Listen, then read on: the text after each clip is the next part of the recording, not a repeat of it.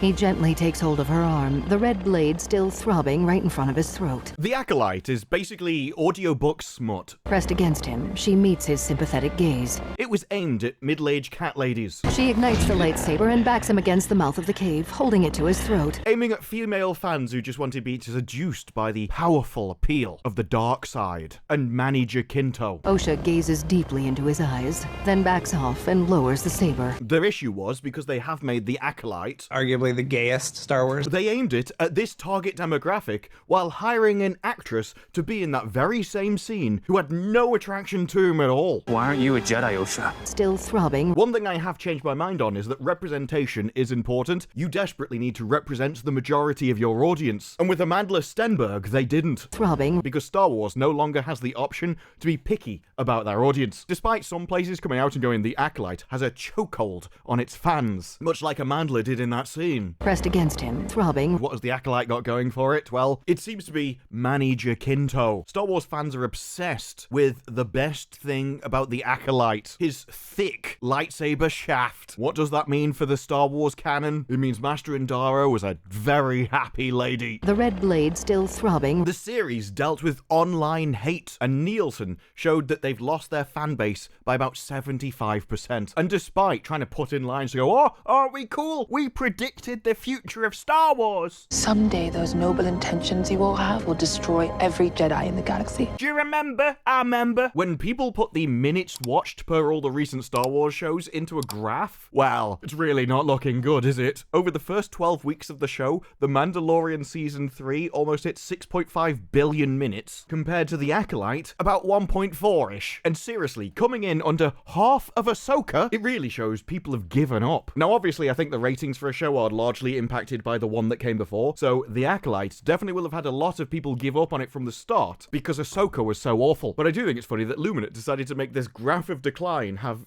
every colour in the rainbow. But there's something dangerous about those women. And I probably should say this graph, it does say first 12 weeks with The Acolyte only having 5.5 weeks, but as their other graph shows, we had a heavy drop-off between the first week and the second. And while the first episode had legs for a few days, everything...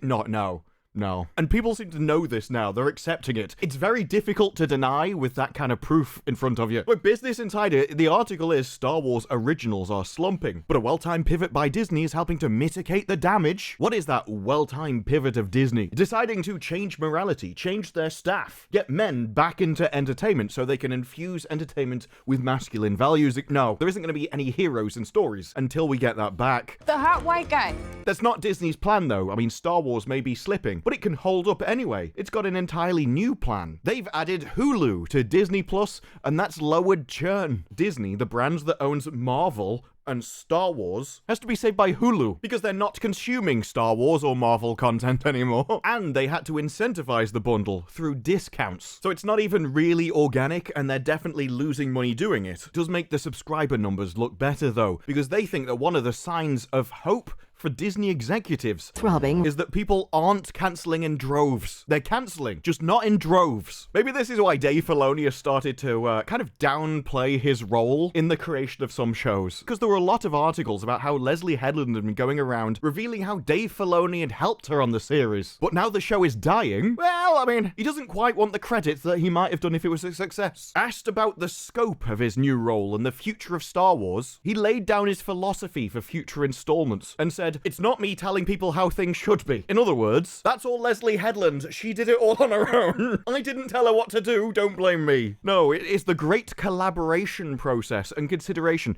and inspiration that goes both ways. Sometimes Leslye Headland inspires me of how I can make my shows worse. But the main takeaway is, yeah, I'm not creating The Acolyte. I shouldn't be blamed for it. I just collaborated on it a bit. You know, if it was a success, then I could take credit for inspiring that success. But if it's a failure, it's nothing to do with me. I didn't tell them what to do. They did that on their own. You have the boy's magic. No, this magic belongs to no boy. It really is the best of both worlds. The ultimate slimy car salesman. That house isn't on fire. It's just very cozy. Natural central heating. And we have been playing a lot of word games recently. In fact, the most surprising twist about episode 7 that I have seen so far came from CBR, where it called what happened to the witches on episode 7. I'm not even sure I can say the word. What should we call it? A genocide. I mean, it doesn't even really make any sense. I couldn't stop laughing when I first read this title. I died. Much like the witches. I don't know how defending yourself from a murderous group suddenly turns into that classification, but CGR, whoa,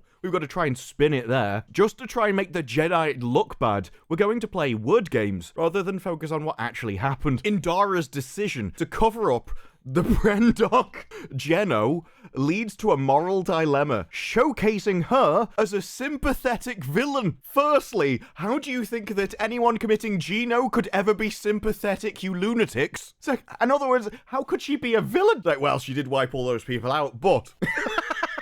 There is no way you can believe that this is the description of what happened and she's sympathetic. It doesn't happen. Either she was justified in her actions or she was a villain. Oh, no, I'm a Libra. I can't make decisions like this. Indara's effort to prevent bloodshed. If she's trying to prevent it, then it's not a Geno, is it, you? Oh, I used to think they weren't sending their best. Now I think they're actively selecting their worst. It's not to say that Indara doesn't have compassion. She's just better balanced. She has the experience of knowing the line to walk between the light and the dark sides of the Force. What? Being half evil isn't balanced, you insane murderous lunatics. Your aim shouldn't be the personification of evil half the time. Now I will give them one thing. I do think this is what Leslye Headland was going for. I think this was her intention in that episode. It's just it falls apart the moment a human watches it. In the process, she ends up having a more tragic history than Luke Skywalker. What? My dad was created by the Force and then built a Death Star that went around destroying planets is one hell of a tragic history.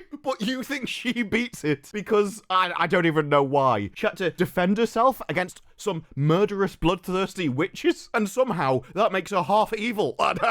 What are you talking about? Indara has to exert a lot of strength to break the hold that the witches had over the Wookiee that was going to kill all of her friends. But the invisible pulse is too much for the collective witches, their minds break and they die. It's not Indara's fault. Well, if it's not her fault, why are you saying that she's evil half the time and committed Geno? Did you take a stupid pill with your breakfast this morning, Admiral? The ability for some people to hold two contradictory ideas in their own head simultaneously is very impressive. And that's not the only stupid thing that came out of episode 7. Even Leslye Headland said that when she was turning into black smoke, she was transforming herself and Mae into the Force. Now, I thought she was just basically doing a teleportation spell, and they'd like merge into the wind or something and pop out somewhere else. But I don't care what anyone says, that is the dark side. Don't turn your kids into the dark side of the Force, that's evil. I never thought that needed to be on a car bumper sticker, but apparently Hollywood doesn't know it. And that's how the fallout of this episode has led to so many really stupid decisions. We've got the showrunner coming out and saying that, you know those characters that died in episode 6? That, you know, the ones where we're like, okay, well, she got stabbed with a lightsaber 3 times, but we know what they're like. She might not be dead yet. Well, she might just get resurrected later on. She said the plan was always to kill them in episode 5 halfway, but we didn't spend a lot of time with them. So maybe there's a way that we could keep playing around with them somehow. I mean, they're dead. Unless you're going to do a Star Wars series set in hell, I'm not sure how you're going to visit them again. Unless you do some weird Disney stuff and bring them back. She also said something which I think I knew, but I had forgotten, or rather wiped from my mind for mental stability, that Yord Fandor, who was essentially the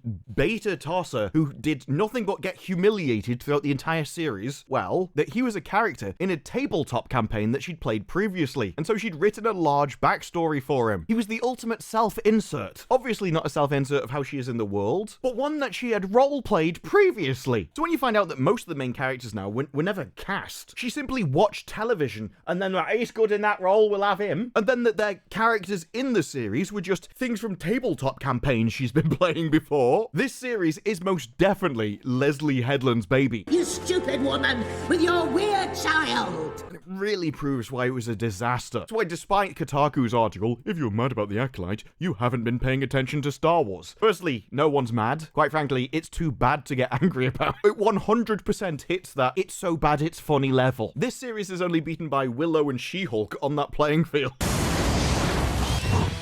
What the hell is that?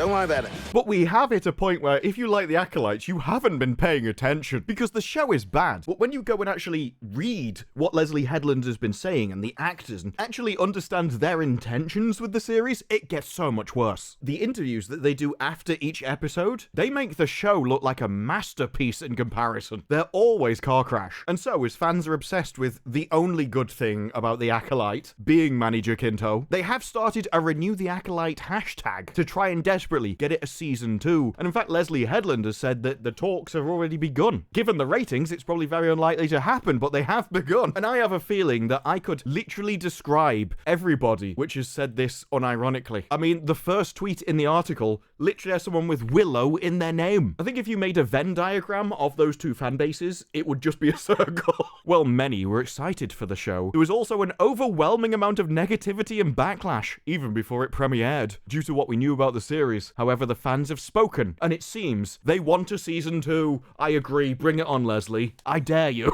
Renew The Acolyte. This show has done some of the most impressive world building, complex character moments, phenomenal lightsaber choreography, and a rich story that needs to be expanded upon. Amandla Stenberg is such an amazing actress. The way that she maintains her one expression at all times without ever moving must be very difficult to upkeep. The way she handles the dialogue and emotes through her eyes.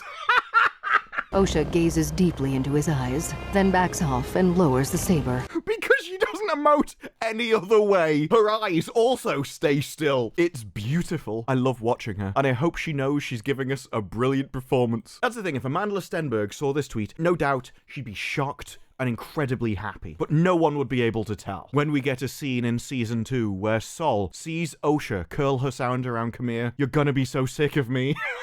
Bring these soulmates back to me. I can't do with only 8 episodes. And that's why The Acolyte's renewal, look, it may not happen due to underwhelming viewership, but I think those Twitter Raylos and Willow fans desperately need the season 2. You can't disappoint them, Disney. This is worth another $300 million. As obviously, you're gonna have to increase the budget after the first season. You wouldn't want to be a bigot or anything. You wouldn't dare back down and kowtow to those haters and cancel what is universally known as Arguably the gayest Star Wars. So I have hope. There are some people, though, they don't have my natural British optimism. The British are obviously renowned for their permanently happy outlook on the world, always lighting up the darkness around them with their cheery disposition. There are some people, though, they just don't have what it takes to be that kind of cheery light in the darkness. Throbbing. Like Paul Tassi, for instance. Why The Acolyte Season 2 looks increasingly unlikely. He'd spent weeks defending this show and saying it was absolutely amazing, only to fall down at the final hurdle. It's a shame you can't be as optimistic as me, Paul. If you enjoyed the show as much as I did, you might have had more faith. And he says, ever since the last few excellent episodes, I have gone from mixed on the show to a supporter. I better know the scene that really won him over. He steps forward with the sunlight accentuating his taut muscles, red blade still throbbing right in front of his throat. And I'd like to see it continue, but I have to admit, it's exceedingly unlikely based on what we know. It's not about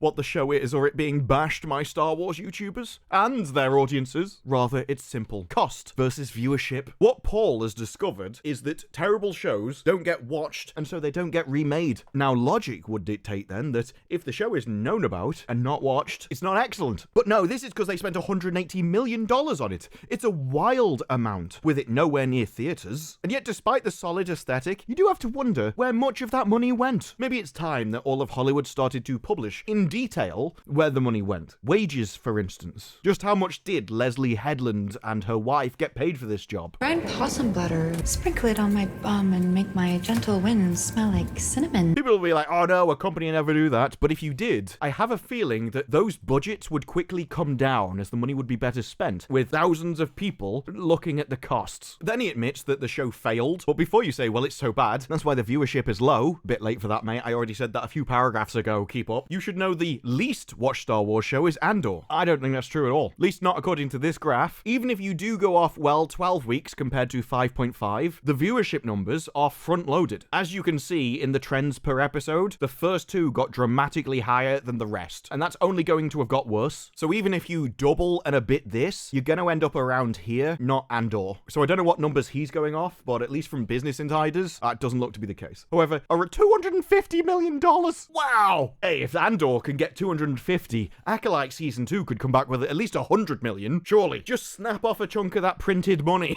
Give him a few crumbs. It's pretty easy to understand why those shows are the least watched in Disney history. I think it's amazing, but it's easy to understand why people don't. But there is a sign of hope that we could all be very happy with much more content in the future. That Disney has a lot riding on the High Republic era being theirs to build out. And so far, it's only been done through books, which nobody has read. And so we get down to tomorrow's episode. What is going to happen? Because there are a few things that we learned from Leslye Headland's interview. The first confirmation is she keeps repeating, we don't know how the kids were made, and then goes, it was very important to me and Pablo Hidalgo, Dave Filoni, that the girls aren't a virgins. It was the virgins in the Force which amplified the witch's power in the Force, which somehow led to something. But tune in next week. We aren't going to leave you hanging, so presumably we find out what on earth they are. As someone who become a sort of de facto activist. But the weird thing is, when he's like, well, you know, you kind of implied that the Jedi might have done something truly terrible, but they were all entirely justified. They're not being willfully oppressive. They're not being oppressive at all. Not that oppression is necessarily bad in the first place. A prison is very oppressive to criminals, and it should be. I'm not even sure she understands what she's talking about. I think we'd get a similar answer if we asked her about particle physics. Why does Sol feel a connection to Osha so immediately? Because he's a creepy weirdo. I wanted to keep some mystery around that. It's because he's a creepy weirdo. Why are the twins the Coven's future? Well, they Coven believe that the power of two, the two children, will breed the power of many, which before she said the Jedi have the power of many. So she's saying that the power of Osha and Mae will breed, her literal word, multiple children? Do you know which way Amandla Stenberg swings? It's like, come on. The most unrealistic part of this entire series is that Amandla would be interested in Manny Jacinto. There isn't going to be any breeding happening there, love. Why did they all die when Endara freed them? Well, it was important that she misjudged something. And so in that moment when she was trying to save her friend's life from an evil attack by the witches, she dealt with a power that she did not understand